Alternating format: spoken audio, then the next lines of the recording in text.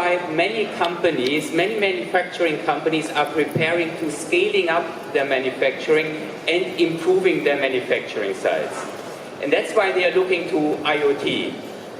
IoT will be very critical in improving the operations. They look at data, analytics, even the big brothers here, how to collaborate and do that along the whole value chain.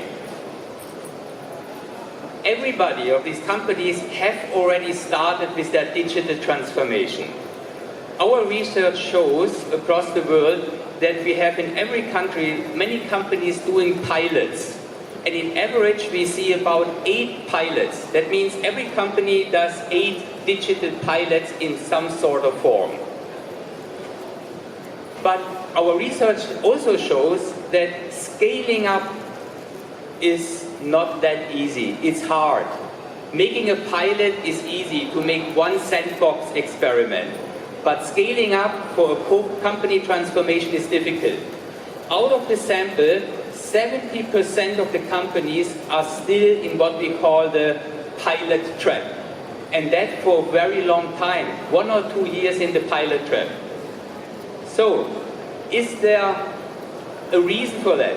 Yes. When we ask the companies why is it so, they give 3 reasons. One is lack of resources and knowledge.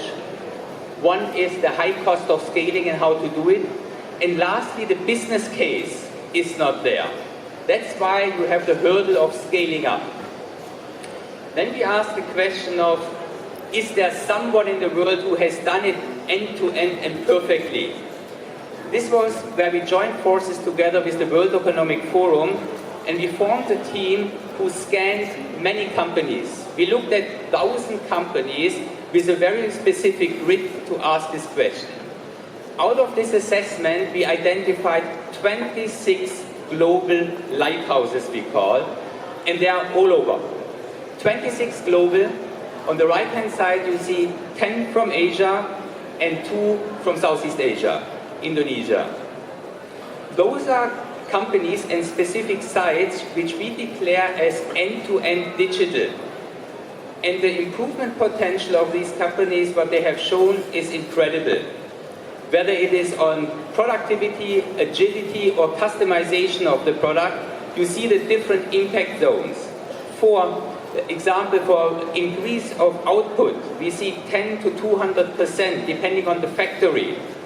So this is why IoT is critical for efficiency, but also fast scaling up.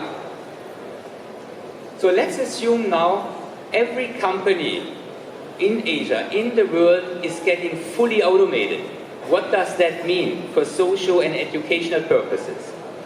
We did a research some time ago where we assessed for different industries along their activities the automation potential. And if we would say with current technologies and future technologies, we automate the different steps, what they are doing, we come up with about 50% automation potential for the world and 43% for Southeast Asia. So that means, in simple words, every second job is somehow on the line because of automation in the next 20 to 30 years. If you sum it up, what it means globally, if we assume a 50% automation potential, we assume an adaptation rate of 15%, until 2030, we may see a reskilling and retraining challenge of about 75 to 370 million people. And this is why we think this is a call for action, because this is not longer something we can do alone. Everybody needs to chip in, from the individual. The mindset of individual needs to be a lifelong learning. You cannot rely on what you learned at school anymore. You need to constantly improve and have a lifelong learning. Second thing is companies. Companies with their IoT transformation need to provide the academies to train the workforce.